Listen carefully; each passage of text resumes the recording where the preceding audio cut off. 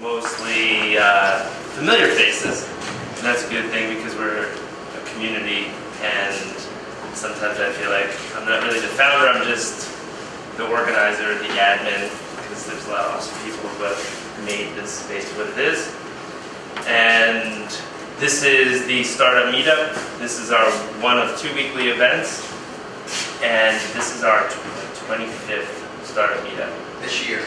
This year. We started in January, and we started with Kareem Hussein, who was our house attorney back then, and then we got to John Fisher from Brandywine Photonics. Raise your hand, John. He really helped us to turn it from like an AA meeting where we sat in a circle to, hey, why don't you put a projector up there and put a seat and like make it into a real deal. So thank you, John, for kicking us in the butt on that one. This is Joanne Lang. She's going to be talking. I don't want to wait to introduce her, so. But I do want a couple more minutes. So the university has really helped us get this going as well. Charles Center for Entrepreneurship. And the Chester County Economic Development Council has also been helpful, as well as Fox Rothschild, our new house attorney, and Terry Kerwitz is out here. But the other thing that we do, the other event is called Night Owl. That's on Wednesday nights from 7 to 10, and that is more freewheeling and involves alcohol. So if you want to come and hang out and chat about your idea or not, you can do that. But it's real laid back networking opportunity, and we've had some really interesting things happen out of that. Products created, apps created, and we've got a seat up here. We have more seats. Feel free to sit anywhere. Night Owls. We started Night Owls the same week, I think, that we started this. So before I go to the other things that we do, last week we had Chris Burns, and you can check out all of our previous speakers on our YouTube channel, Walnut Street Labs TV, YouTube.com/Walnut Street Labs TV. Sean Dominski in the back from Igniter TV does the streaming, so this is actually going out live, and it records immediately to YouTube, which is cool. But then we also have Mike Ludermoser from 23 North Digital, who's doing he does the creative vignettes, like 2-minute summaries, and those go out the same day usually. Next week is Juliana Reyes. She's a blogger from Technically Philly. She is one of their lead writers. And I don't have a particular date, but we have some interesting ones coming up. The founder of Dansko Shoes, who's also a B Corporation, is coming to Corporate with B Corp.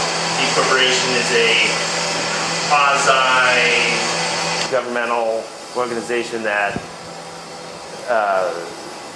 investigates your environmental creds and your ability to run a humane organization. Patagonia, for example, is a B Corporation. Dansko is a B Corporation, and it's pretty interesting. So that should be a great presentation. We also have,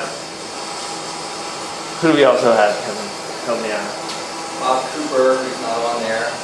CMO at Zonoff, also really interesting startup and entrepreneurial guy, and got a couple. Sorry, our community managers in Hawaii. So WalnutStreetLabs.com has our events. The other thing we do is co-working. So we've got a couple of companies here working. They pay a modest amount of rent, and they get access to our bathroom, our kitchen, the whiteboard, and we have 2 conference rooms downstairs and a rumpus room that's itching for a bocce ball court, honestly. And really, it's a rising tide lifts all boats. If you come here, you get the benefits of bumping into people, reduced rates on whatever you're working on, feedback, and press. Technically, Philly did a story on us, and then they did a story on one of the companies working out of here, and then another friend of the lab. So kind of more press we get, the more easy it is for any one company to get press. And for a suburban thing, that's pretty cool, because we're far enough from the city where I think we can grow. We've grown. And that's co-working. Last thing that we do is an incubator. And it's not your traditional incubator. It's not your parents' incubator. It is pre-early stage, so we're going after people with ideas and nascent app or web app ideas, and providing resources and guidance and building it for them or with them. And we are happy to say we've got 2 in with that we've acquired. One is called Airshay, and it's an Android app that allows mobile professionals to get access to any cloud storage, including Salesforce and SharePoint, stuff that's really pain in the ass to get. Usually you use a VPN, so we're killing the mobile VPN. And then last Thursday we acquired a large stake in Mongo Sluice, which is a developer's tool that moves data from non-relational databases into a relational database to permit traditional business intelligence analysis. We can also go the other way, and honestly I'm not that smart enough to understand the utility of going the other way, but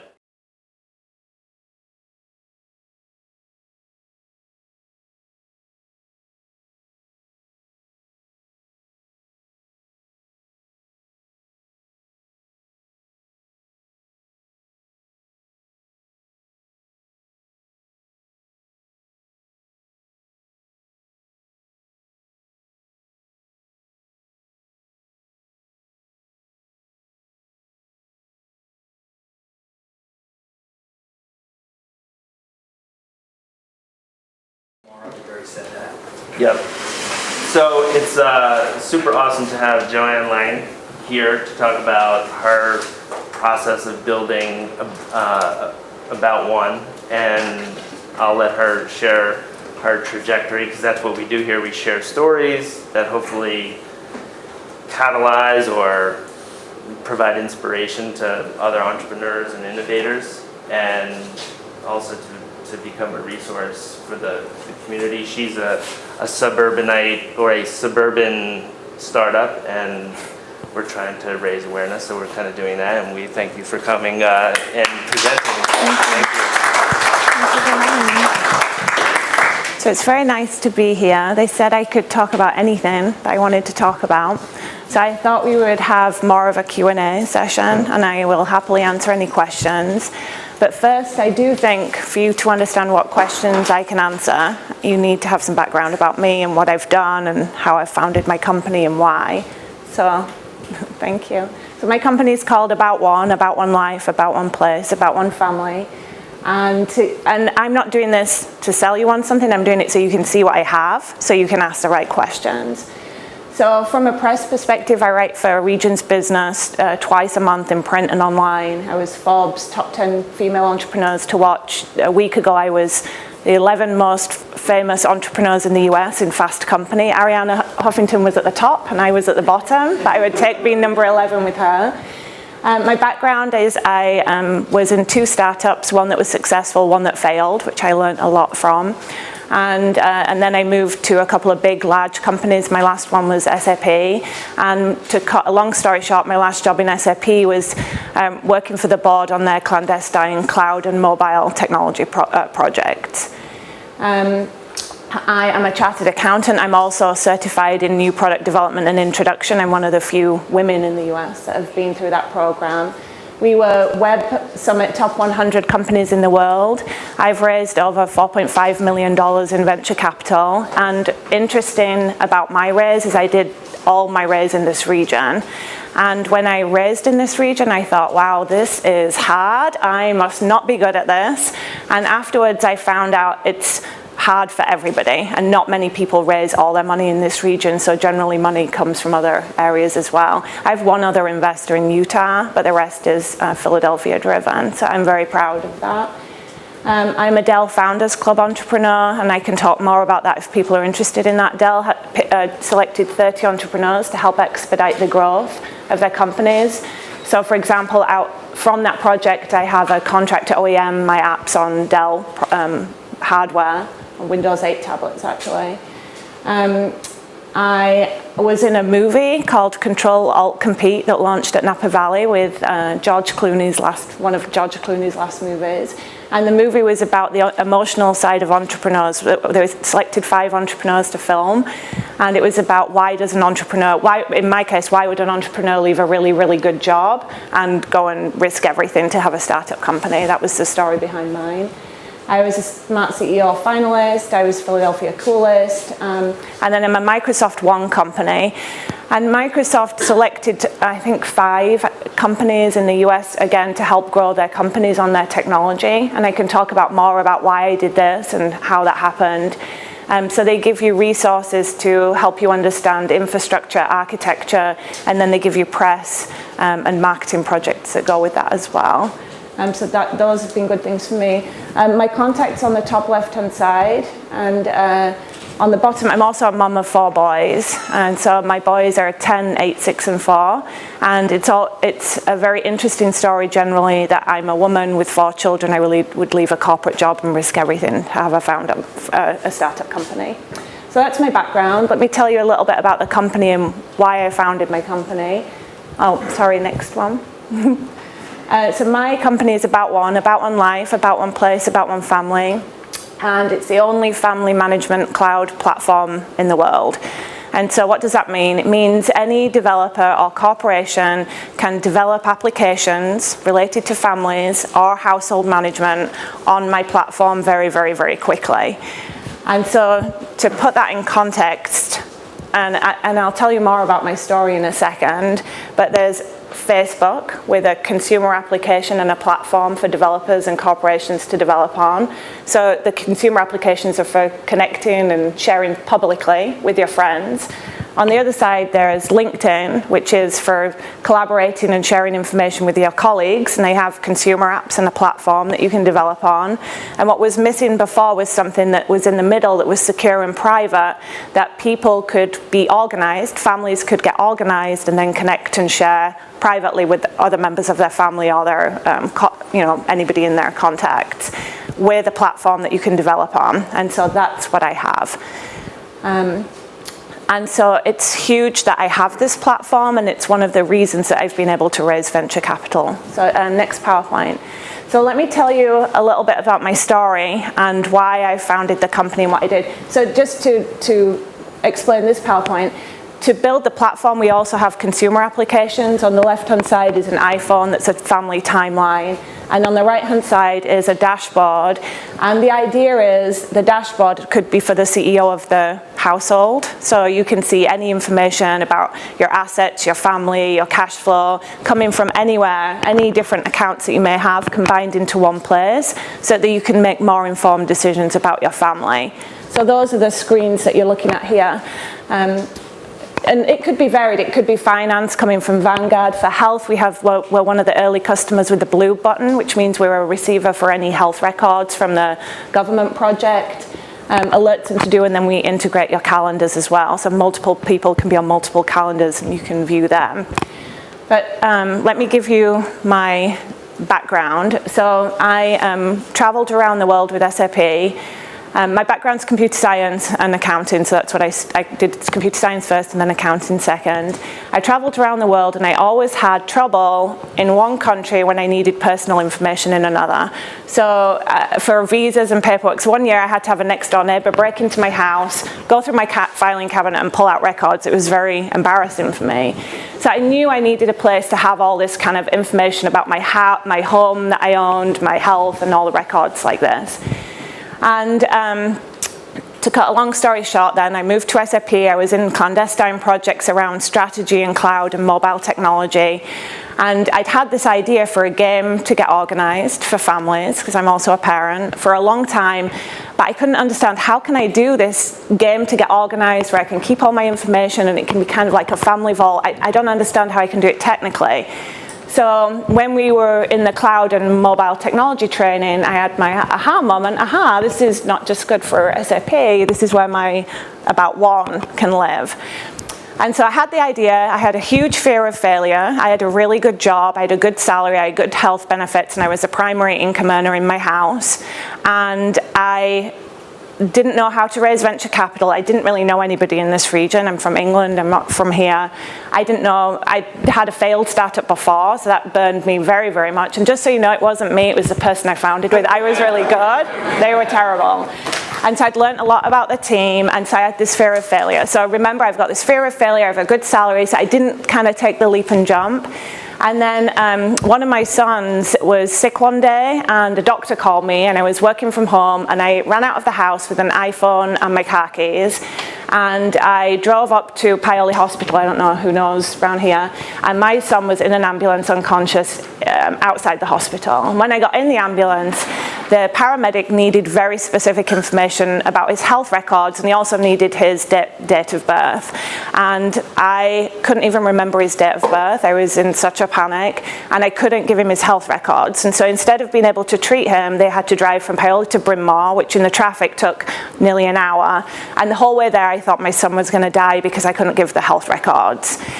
And my son's fine now, and we lived in Bryn Mawr Hospital for about 3 weeks afterwards. But it made me sit back and think, why, when I own all this information, it's in Walgreens, it's in Aetna it was at the time, it's in Quest, it's on the side of my kitchen, it's in an Excel file, it's in Outlook. Why, when I own this information, can I not get to it when I need it the most? And I knew technology could help, and so that's what triggered me to build a minimal viable product. I built a minimal viable product in Ruby on Rails. So I raised friends and family money first. I raised about $800,000 in friends, not family, but friends and colleagues and people that would be interested. I built a minimal viable product in Ruby on Rails. I launched that. I was selected to be first on stage at VentureBeat Demo in California. And that's actually where the movie deal came from. Not deal, I sound like a movie star now, but that's where the movie filming happened. And that was successful, and because I gained traction on that and we had customers that paid and it grew very, very quickly, then I raised venture capital from that. Then I moved to a much more, I guess, higher end environment that corporations could license on Microsoft Azure. So we transferred from Ruby on Rails and Amazon onto Azure and .NET. And so that's the background to my company and why I founded it. And I've made a lot of mistakes, and I've done some things really well and some things really badly, and so I'm happy to answer any questions that you want. Oh, that whole story, what was the timeline? How long? About 3.5 years, end to end. And just to give you, I was at SAP for 15 years, to give you an idea. So it was a big jump. So I'm just going into my fourth year now. Yeah. Any questions? Yeah. Any fear asking family or friends for money? I was really careful how I did this. I didn't ask my family. I asked people who I thought could afford to lose the money. Does that make sense? And when I spoke to them, I said, you're giving me this, and I'm going to go to Vegas with it and gamble it, and you're going to lose it. So mentally, you have to think about this, that you're giving me it and you're going to lose it. If you think about this any other way, I couldn't live with myself. I would be devastated that I took money from my friends and then lost it. And most of the people that I asked all of the people I asked they're smart, they understood what risks were involved. I'm not sure you can do what I did now. I sat on a panel with Michael Harrington and the CFO from Zonoff a few weeks ago, and Michael was putting his hands over his ears because I said, okay, everybody can give me money. The minimum's $2,500, the maximum's $100,000. Write your checks and give it to me. That's kind of how I raised. And I put an Excel spreadsheet together, and I said, I think the value of my company is I've worked this many hours, I've done this much stuff, I've got this much traction. It's this, and that's how I did this. And so the lawyers sat with me on the panel was like, the monkey that puts his eyes, like he was moving his hands all over like, oh. So I think you can't do what I did now with the regulations. So I think there's more to it, but that's how I raised my original seed. And you only need one person to believe in you. And so my first check was $5,000 from a seed investor in California. And that gave me the confidence then to go and be able to say, hey, somebody believed in me for something. Now I can go and ask other people. Yeah. Let's have house rule, just introduce yourself. Yes. I'm Michael Gutman, My question is, you moved personally, professionally, from a highly corporate environment, selling enterprise software. Right. And while there's a kind of enterprise component to this, it's mainly the consumer market, thank you. Yeah. And in addition to that, it is a small company, a startup. Right. So, can you sort of discuss the mental adjustments that you've made along the way? Right. So first of all, I don't know who's familiar with SAP. They have 67,000 employees. I think it's one of the biggest software company in the world. I was, and I think you need to understand my background in that, I was incredibly lucky in SAP. So I got to work on a lot of innovation and brand new projects. So nearly the whole way through, my job was to develop and launch new products. So we were always in kind of smaller teams that had a development team assigned, and it would be develop and launch, develop and launch. So I got to launch disruptive products with having a huge barrier for when things went wrong I could learn. So I would say from the 10 out of the 15 years I launched probably 8 disruptive new products, and I found the first customers, I implemented them, I learned from the failure. I got to move around the world doing it. And so SAP was probably the best thing that ever happened to me, in that I learned how to rotate through all these different roles and positions and do every single job, but with a safety net when it went wrong. So I did sales, product management, development. I could debug their code. Every kind of step. The challenge in SAP to do that was, while they wanted us to be innovative, I always say that wrong in America, innovative, they also had huge policies and procedures to go through. So even though you would have a feeling or you'd have research that would say, okay, we think we should do this, there was a lot of steps to go through before you could make those decisions. And so the best thing about me for being the CEO of a startup company is I can just make the decision, try it, see if it fails or it works, and then move on very, very quickly. So transitionally was quite easy for me. It was a good jump. The hardest thing, I think, was I was so used to picking up the phone and saying, hello, it's Joanne from SAP, and they would go, hello, of course you can speak to whoever you want to speak to. And I would go, hello, it's Joanne from About One. They're like, okay, you're not getting back past my barrier of the secretary. And I would like, please let me speak to your CTO. No. So I would have to find other routes to get to people that I would want to speak to. And so that was an interesting learning curve for me, that people just they didn't respond to me in the same. I was the same person that they would have paid thousands of dollars for my consulting advice to, but they would in one company, but they wouldn't take my call a week after in another. Does that make sense? And so that was really frustrating for me. But other than that was probably the biggest transition, having to learn how to do that. Yeah. What kinds of mentors have you had along the way, and how about now? Do you know, I love that question. It's probably, I think every piece of the process that you go through, you need to have someone there mentoring you and coaching you.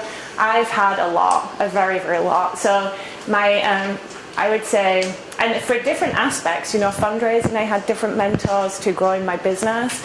So I'll give you an idea of some of my mentors. The first one, the first thing is I knew nobody here. So I'm like, hello, I want to raise money. And I'm like, oh, okay, I don't know what to do. I don't know anybody. So I joined Philadelphia Startup Leaders. Do you know Philadelphia Startup? It was the best thing that ever happened to me. So I went there and I volunteered everywhere, and I went to what they call a founder factory. And on stage was a guy called Alan Krauss. Does anybody know Alan Krauss? Alan Krauss is a technology investor at Benjamin Franklin Investments. And so I saw this guy on stage talking about venture capital. I thought, I think I'll have him invest in my company. So I called him up, I'm like, hello, it's Joanne, I saw you at Founder Factory. He's like, yeah. I'm like, I've got this really good idea. He's like, do you have a business plan? Do you have anything to send me? I'm like, no, I don't have anything. He's like, what? So I said, okay, well, what do I need to do? And he said, I don't think it's a very good idea. Consumer's difficult, blah, blah, blah. It's not going to work. I'm like, no, I promise it'll work. It's a really good idea. So he said, no, I'm not interested. So I called a month later and said, I still have my really good idea. I've done everything you told me to do the month before. Will you give me money now? And he's like, no, I won't give you any money. Go away and do this. So I called him the following month. Hello, it's Joanne again. I've done the things you told me to do. Will you fund me now? No, I'm not going to fund you now. So I kept going. I think I probably did 4 or 5 phone calls to him. And in the end, he said, you're ready now. You've done everything I need to do. You can apply for this much money. And then they funded me. But he coached me through in a slightly different way, but he coached me through everything that I needed to do in every step. And afterwards, I think because he put such a lot of energy in saying no to me, and finally he thought I was going to be at his doctor's or going for a dinner with his wife or something, he let me have the funding, but he also promoted me in other ways. So he then promoted me to AWE, which is the Association of Women Entrepreneurs. I won a fellowship with them where they coached me then and mentored me through the next step of fundraising and the next things to do to grow my business. And then the people that I have mentoring me now are from there's a couple of people, and this is being streamed.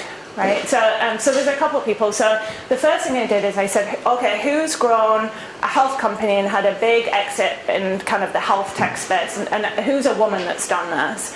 And so there's 2 women, one that I won't name, that wouldn't respond to me, and the other one was a woman called Amy Reese. She founded a company called MediConnect. So I stalked this woman. I followed her online. I asked for introductions to her. I mean, I spent 6 months trying to get to this woman. She just sold her company for $377 million to a bigger company in exactly doing what I've done.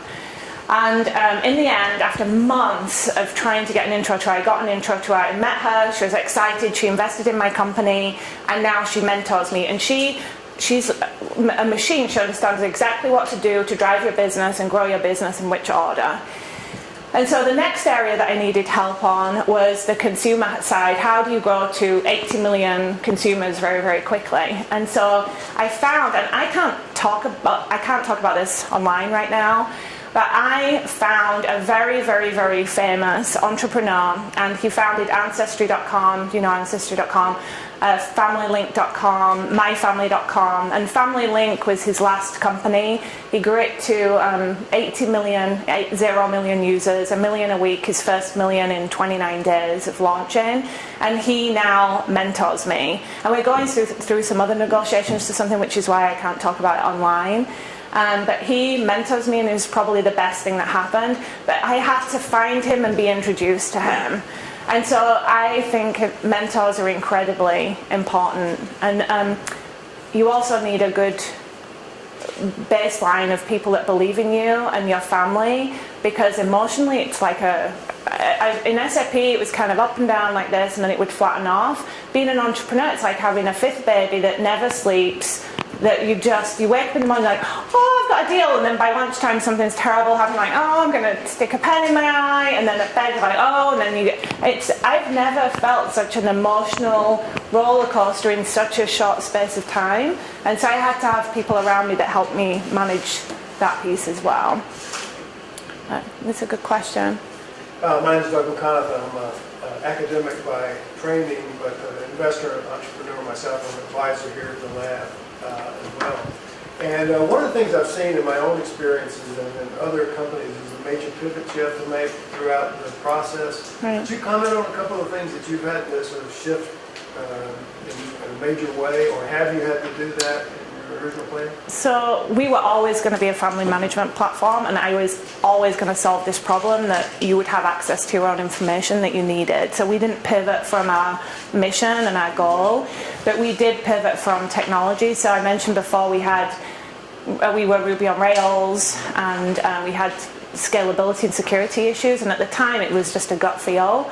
And so this is interesting pivot, or if you would call it that for me, because to make decisions based on a gut feel, it is a really difficult way to decide something when you've got no facts, and I just had a gut feel that technology wouldn't be secure when I looked at some of the open source. Anyway, so I just had a feeling about this. So we took a big risk, we raised more money and transitioned to a much more complex and more expensive platform to develop on. And now, the Heartbleed issues, we didn't have any issues. It's really paid off. So it was a a technical pivot, I guess you would call, but it was a high-risk one because we already had a platform, we already had people using it, we had it higher than Evernote, Evernote, I always say that wrong in my accent too, but we had higher conversions than they did, and so to go and say, okay, we're going to stop this and just stop and re-platform was really a difficult decision, and it's paid off now, but only in the last few months was it apparent that that was a good decision to make. What about business model? Has that changed? I have to think back. That's a good question. We always had consumer conversions in there. We always had corporate sales, but I think I'm just trying to think back of my corporate sales. I think I probably had too many types of corporate sales in there when I first did this, and I was a little bit all over the place. So I probably niched in a little bit into 2 or 3 that we really could sell, a revenue share, which would be an example of the Dell deal. And we have a sponsorship now where we have corporations that are in our app, and then we let people license the product. But I think the first few times I had probably 20 different, I'm going to earn all these millions of revenue from all these different places, and it was just too hard to validate too many things. But we didn't pivot the mission and the goals. I would say I've been very firm that, and sometimes it's hard because people are like naysayers, right? They don't believe in you, and I've sat in meetings where people are like, what? But now they can physically touch something and see it. It's getting easier for me. But that's a good question. If I think of anything else that we pivoted on, I'll let you know. What's your new technology stack? We're on Microsoft Azure.net right now, yeah. And we're on, I would call what's the high end or the latest technology in Azure as well. So it was an interesting move for us. Microsoft have to sing their praises. They were really great with me. They put me on a special program to help with the costs of the hosting. And some other things that they've done for us. So I'm very proud. I'm very proud of what we did. And just so you know, we didn't just randomly say, let's go to Microsoft Azure. We took a Ruby development team to Microsoft, and we really analyzed, and it was my team. So to make a decision, they were kind of deciding to not keep themselves in a job. And so it was a difficult decision for them to make. And then we had other external advisors that came in as well to help with those decisions. That says a lot about folks who are willing to make the decision Right. for the organization. And most of them stayed on part-time until everything was done. So people stayed, a year after they were really needed, and then still stayed in an advisory role. But it was hard for us. I think as well, talking about pivots, actually I have another PowerPoint after this. Yeah, just one more. I never think of Microsoft as a platform for startup development, and there's 2 Microsoft guys in here. We're always letting heads, and they have wish they were here. It's been a really good thing for us, but it took longer than, Ruby's a rapid prototype. It just allowed us to rapidly prototype. Azure and .NET, you have to build the framework first. It's like building a house, or you build the foundation. So it did take us longer, and a lot of things were new. We had a learning curve there. I'm sorry, next one. Oh, this is my market opportunity. I thought it might be interesting. We just actually go back, because this might be interesting for this audience. We originally niched into millennial moms, so the younger kind of generation. What we learned is that's a good demographic, but they want to pay 99% for an app that's already finished. Where we learned our sweet spots were over time for consumers to convert and pay were Gen X or baby boomers, like the younger end of baby boomers, so say 50 to 55, and then Gen X below it. They happily understand the pain points. They'll happily pay the monthly subscription, which is $5 or $10. And nicest for me is they want to give feedback. They have so many good ideas. They have time to give feedback. They understand it. And so we have what we call elite advisory boards, which are groups of customers that use early releases and give the feedback. And that's been a really good experience for us. And then pet owners were interested, and we didn't expect that at first, but people have more records for their pets sometimes than their children.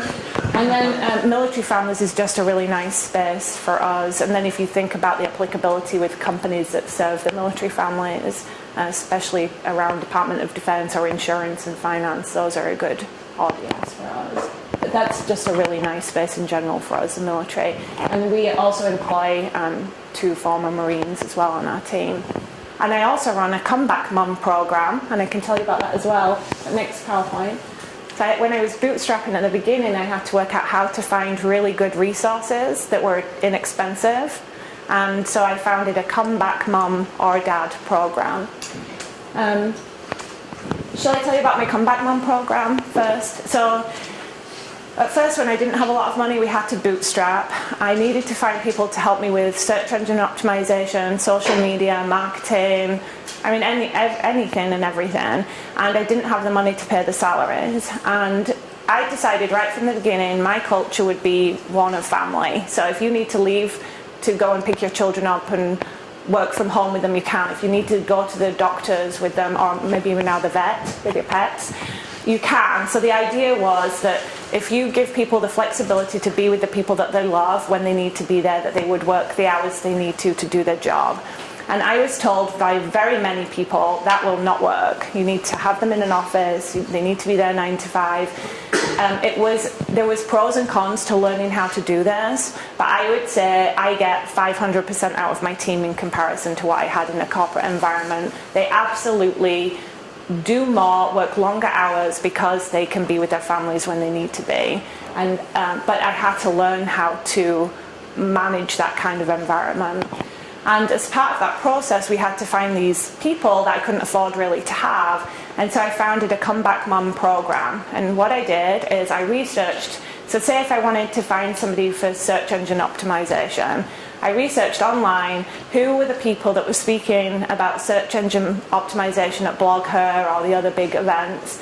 And then I would research them and see if they just had children or did they have a gap in their resume. And then I would approach them and say, I've got a part-time job, it's flexible hours, but it's only this much money. If you work for me, you can keep your resume up to date. So if you're taking a break to have your children and stay at home, you can still keep your resume up to date. You can still earn a consistent amount of money, but I can't pay you anymore. And we had such a high success rate. 50% of my employees actually came full-time through that program. And again, they picked a topic they were passionate about, and the money for them wasn't necessarily the money to keep them going. It was nice money to have because they wanted not to have a gap on their resume. So the money really helped, obviously, but their purpose was, I don't want to have a gap on my resume while I'm having children or while I take a break with my children. And some of my best employees came through this, and it's been a really interesting program for me. In fact, it's so interesting, I'd love to roll a program out like that for corporations and for other people. I learned that if you take a break to be with your children or you stop for a while to have your children, then your resume is less valuable here. I hadn't heard that before. That was my lessons learned. So that was something I'd learned through this program. And so I think bigger companies could leverage something like my program, and it would help a lot of people. So these were my lessons learned, and the first one was probably the hardest one that I learned. Finding your team is, in my opinion, the most important thing. And if they're not a good fit, you have to fire fast. I did not fire fast at first. And I think we had somebody on our team that probably caused me 6 months to 8 months of a delay. And I really wanted this person to work. And I didn't fire fast enough. And now I will always fire fast. And I don't like firing people. It's horrible. But you have to do it. And that's probably one of my biggest lessons learned. I think for the people that you have that are on your team, you have to respect them and love them like your children, because they do so many things for you and work so hard. And that's why, at least for me, that's why my company's a success. The other thing, everybody always talks about failure and the fear of failure, and I had this, and when you look back at my life now, my biggest failure in life would be just not to aim high enough, or not to have even started. And everybody talks about failure and don't be afraid to try, but to me, this is about confidence. And so when you're afraid to do something, it's because you don't have the confidence to do it. And you have to try and think a little bit differently. So there's a lot of times I think, I don't want to do this. I've never done this before. I'm so nervous. I don't know anybody. And I think your confidence comes, at least for me, and this is different for everybody, but for me, I always try and think about who are all the people that support me and love me and that invested in my company. All these people are there believing in me. Why am I not confident in myself to go and try one thing? It's a 10-minute presentation, or it's a pitch to a company. And you will fail and you will get a lot of no's, and I've had a lot. And I'm so sad sometimes because people come to me with just brilliant ideas, way better than mine, and they get, say, 20 no's, and then they give up. And they'll say, oh no, I gave up, everybody said no.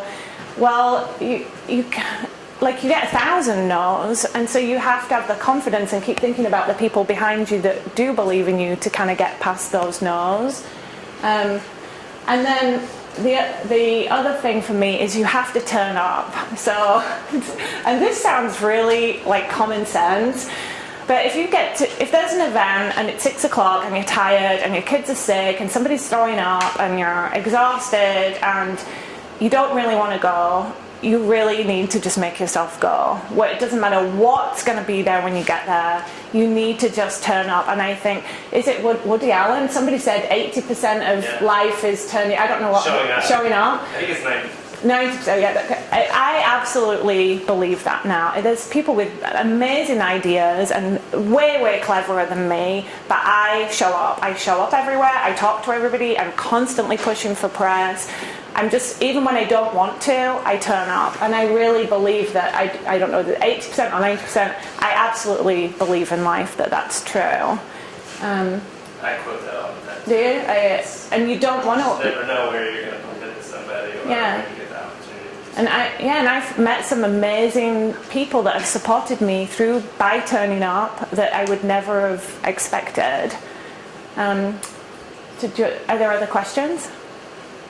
I'll throw a bigger picture question at you because I can't think of a better person to answer it or attempt to answer it. I think that obviously there's a huge void in technology with the number of women that are coming into technology. Right. And I just would love to get your thoughts on that and maybe ideas for solving that problem even at the local level with us. Yeah, so I can comment on this actually. So there are a lack of women in technology, so it's very sad. It's really nice for me because there's a lot of interest in me as a person. My lessons learned from this now is that you have to catch them when they're in what would be a high school. Is it 13 here? So my kids are 10. I'm not through middle school and high school yet, but they have to be young enough to understand what value do they get from understanding technology or the STEM topics. And so I'm a big believer that when they're 13 or 14, or even now with my kids, there's a new program from Stanford where you can start to program when you're 6 to 10 and you drag code around and they build Lego guitars and robots and things. And I'm a big believer, if you understand the reason why you would do something from a young age, then you'll invest the time to learn it. And I don't think there's enough education, and this is my personal view, everybody's different. I don't think there's enough education as to what's the end goal, what can you get if you do this now? And so there's a group in Philadelphia called Tech Girls. I don't know if anybody knows this group. It's a non-profit. And every year, it starts July 7th, we take a group of girls, 20 girls, it's always full, and we let them go from idea to pitch with a physical minimal viable product in a week. So different women come in, they present their ideas of what their business idea, and one of them just won the President's Award for one of the best products for teenage girls. It's something like that. But they come in, they pitch their ideas, they're picked as a group, and then during the week they're taught how do you do your elevator pitch, how do you do your marketing, how do you do a product design, and then developers come in and help them build the design, and then on the last day they get to pitch to investors, who generally are investors or their mums and dads who always invest. But at the end of the week they have a product, and what they're taught is to understand how to code and how to go through this process and how to manage this project.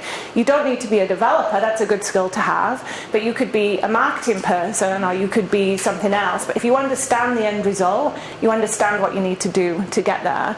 And so I'm a big believer in helping them understand look, you did this in a week and you can take a product to market, that's huge, and you've taken your idea and you've taken your vision. You can be entrepreneurial, but you can choose any piece of this. You can choose product management or marketing or coding or anything, as long as you understand how all the pieces come together in a puzzle. It's like with my children, it's the same thing. If you can put code together and make a Lego guitar work or a robot, you can see the end vision. And just so you know, I don't do the code, my husband does it. He's fabulous. I just say, this is a good idea. And so that's where I think that if more effort was put into that, I think people would understand why they're doing things. And at least for me, I think I was probably not a very easy teenager, because I always wanted to understand, why do you want me to do this? And sometimes you just have to do things. So, are there other questions? Yes. You made a big transition from your comfortable and interesting corporate job Yeah. to becoming an entrepreneur. Yeah.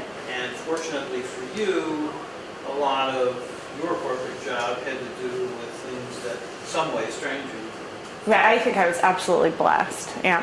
Absolutely. But if you look at the sort of, if there's such a thing, typical innovator out there, Yeah. who's got a job somewhere, has got an idea, it might be a great idea, Yeah. but they've never had any of that kind of background. Yeah. They have all the same concerns that you had. Yeah. Okay. What would you recommend for them? Do you know what I would do? I would join a Y Combinator, or I would join Springboard or Astia. I would find a group of people that have done this before that can take you through. Because even though I had all the SAP experience, I still had to go and find those mentors. And if you think about the approach that I took, I found them by myself. I stalked them for 8 months. I was obsessive to get to them. If I'd have had the knowledge now that I had then, I would have just applied to be in a group that brought all that with it. So for women in the US, at least, Springboard's probably one of the most famous ones. Astia is another one. There's a lot of health kind of Y Combinators, or startup groups that you can be in, exactly like this one, where you can go and work in a central area. And in fact, I'm going to move my office into either an innovation community like this. I have an office in Utah and one in Malvern, and I'm going to move either into Evolve IP or some zone that's a kids. Does everybody know this is a Keystone Innovation Zone? Do you all know this? So you get $100,000 in tax credits, you get grants for employees, you get discounted working space.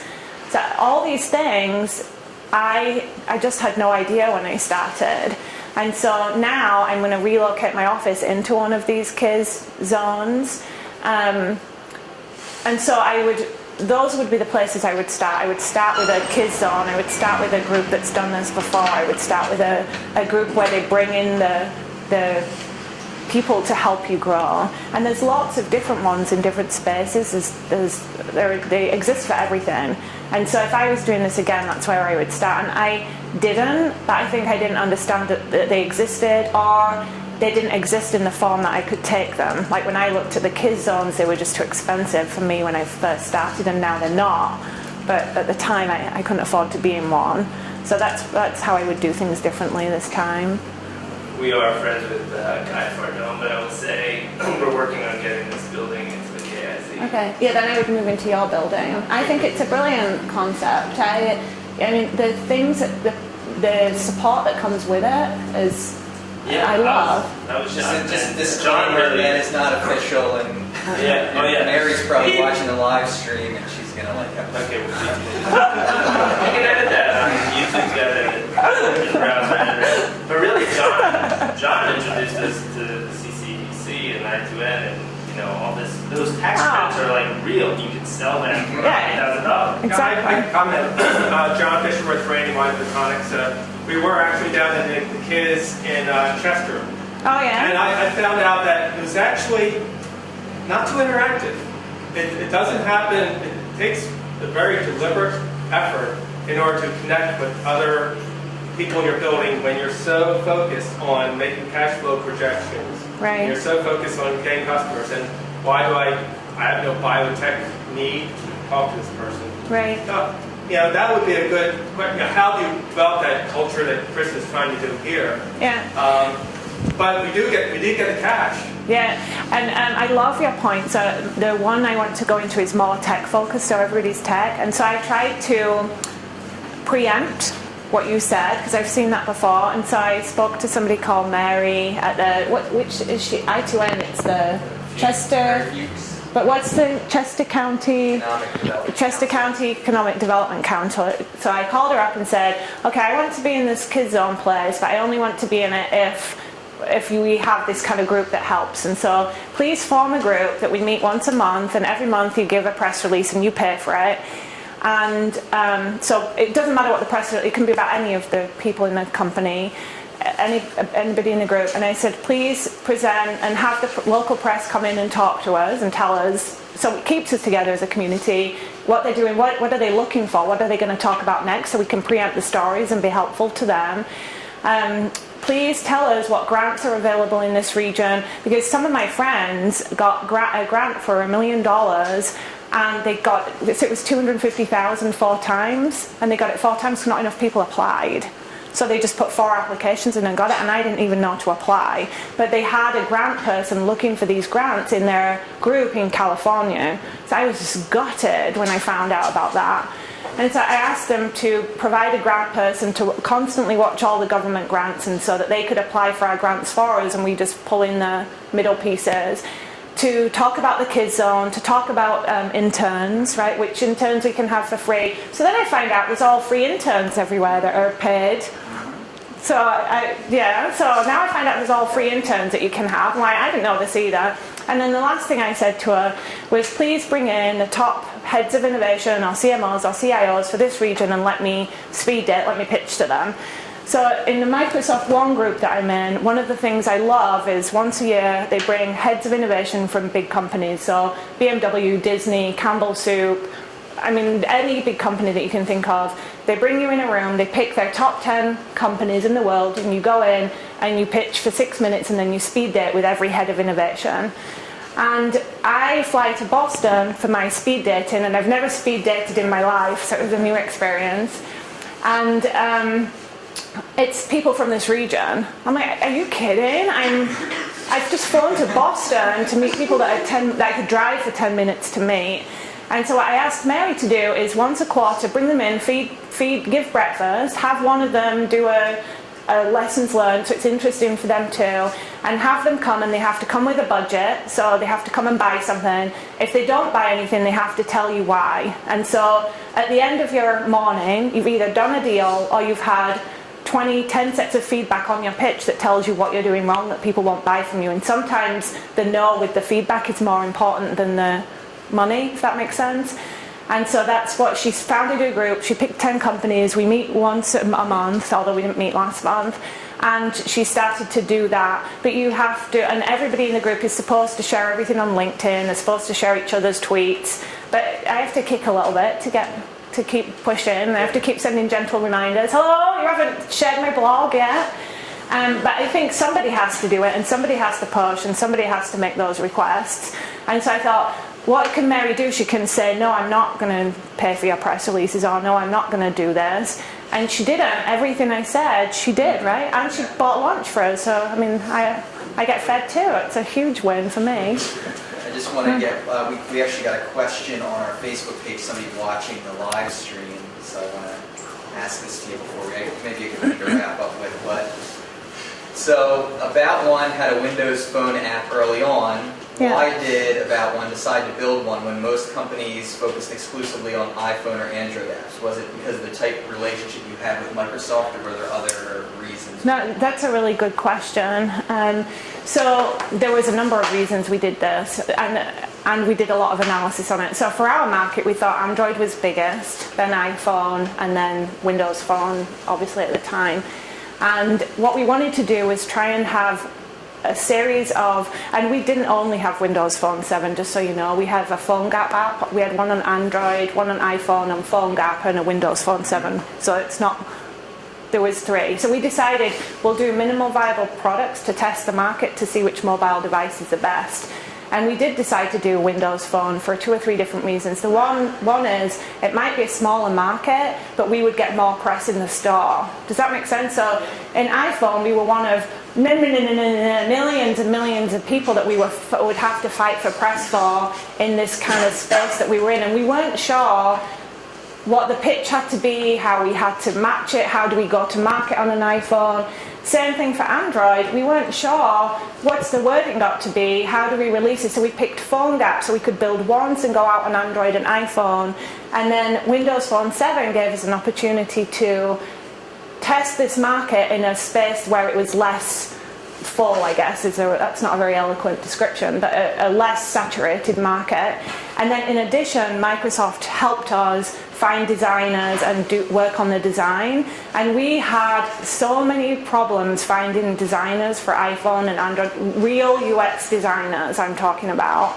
And we had so many problems because they were offering a top designer in New York. We thought it fit all the needs that we had as a business. And so we used it as a test application. That app will come out of the store, and we've got a new one going in. But we used it in the same way we used PhoneGap. How do we validate this market? What's a good way to do it? How do you learn about the different stores? How do you get in the stores? How long does it take to get in the stores? When you're in the store, what happens? Which phone converts? Who downloads? And the Windows Phone 7 market was a better market for us for high volume for a zero cost of acquisition. So the feeling that we had about that demographic at that time was absolutely factual, but we didn't, until we put 3 different kind of test apps in the 3 different stores, we didn't understand that. And after we learned that, we then went on to build a Windows 8 application. But that's the history behind it. Hi, Elia and Dave. That's so awesome. Yeah. I have one more question, and then maybe we'll wrap it up and chat. Do you have recommended tools for your analytics? How do you bring all this data in? Is there one tool that helps you analyze what's going on with all your mobile apps? We built our own back-end applications, so we pull our own reports out of our own back-end that lets us analyze that information. But when we first started, and what we still have now, is we had Get Clicky. Do you know Get Clicky? Yeah. We didn't use it for mobile, we had it for the website, and so that was really useful. So we had a cross between Google Analytics and Get Clicky. And Get Clicky was better than Google at the time. It may have changed now because it let us look real time what was going on the site, and there's a little spy section. So you could spy. So if you were doing customer support, we have a live chat. If you were doing customer support, you could quickly understand where the problems were. So in responsive web, a problem can be different in Chrome than it can be with IE 11 versus IE blah blah blah versus Safari versus Firefox. And to have an understanding of who's come in, what browser they're on, what version of browser is it, what device it is, it really helped you from a support perspective have a responsive website. So building responsive web was, that broke me out in a sweat many times and still does with the different browsers and sizes and responsive. So we found that very helpful for that. But otherwise for analytics, we have our own backend that we built ourselves. And really, one more question. So your site is oriented towards a wide audience. When it comes to tactical marketing or strategic marketing, do you have custom messages for each? We do. Yeah, we have probably about 300 landing pages that we test to see which particular niche would convert the best. And for each sub-segment of consumer we do. And then we understood then which consumers came in and converted at which rate, and how fast could we acquire them at which cost of acquisition.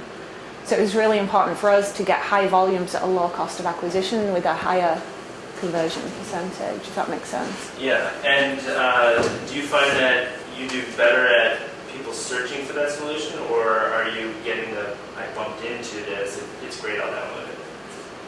Like the social or the search?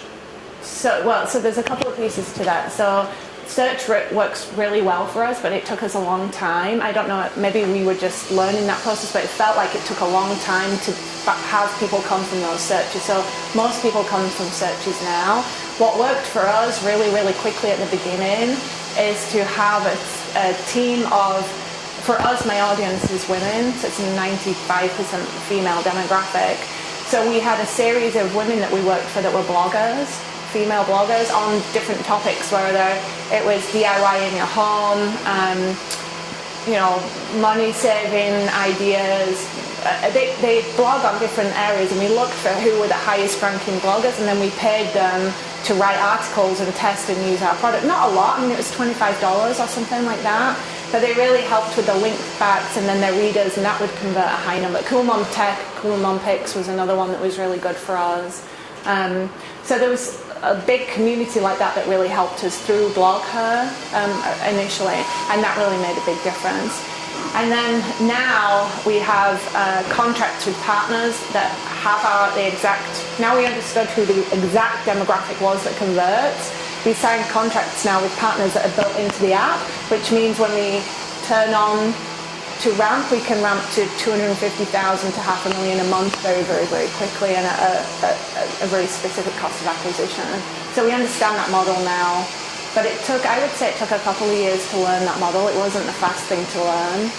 Nothing I've done was fast to learn. Well, it's a great thing to leave off on, because a lot of people that come in here, you publish it and you just wait, right? Yeah, no. And then you prepare yourself for the tsunami, but so much of it is like hustle. You gotta get 2, and you gotta get 3. Right. You're not gonna get 10,000 without going for 5. No, and the first day we turned our site on, I sat there and watched my little Google Analytics before we had Get Clicking. I just sat and watched, and we all just sat and watched. We're like, okay, right. And then the same thing, we had a free site to start off with, just to see if people would use it. And then we added pay in, and we sat there and waited for somebody to pay. And the first person, we focused only on the US, and we focused only on our niche market. And the first person to pay was a man in Denmark. We were like, what? We spent years learning this. Are you kidding? So it was, but yeah, you sit there, you have to get one person to pay, and then another, and then it's like you can't eat an elephant in one bite, right? You have to nibble at their leg, a piece at a time. I've had a similar, we launched an iPhone app, we spent like all this time marketing in the US and ended up like blowing up in South Korea. Isn't it funny? Well, thanks so much. That was really great. You're welcome. Oh, Yes, I was just wondering, we're really going in the way that you've been using bloggers, and I'm wondering, have bloggers at all built up a following through their relationship with you? I would say a little bit. There's a lot around the mom pieces. The bigger following that came from ours, and this is interesting, is professional organizers. So there's a group called the National Association of Professional Organizers, and they're groups that are always looking for ways to differentiate themselves. So now, and this year we'll launch a partnership with them where people can order an organizer, organize an organizer to come to their home, and then the platform that they'll scan all the paperwork and the wills and insurance policies in will be about one. And that really built up followings of people because they wanted to try and do it, but it wasn't their core competence. They don't want to write a blog every day, but they wanted to have this kind of following and build up. That's really made a big difference from their perspective. And because that worked well, now we'll launch this program in September, actually with CubeSmart. It's a big, huge Fortune 500 company here in Malvern. And we'll launch a program with them where we help to promote these organizers and to work with them more. And so that's been a nice experience because they don't have the capacity or the money or the understanding to do it for themselves as well sometimes. Market, it seems like as you continue to open up markets. Yeah. It's a very nice ongoing process. Yeah, it's been good. All right, thanks a lot.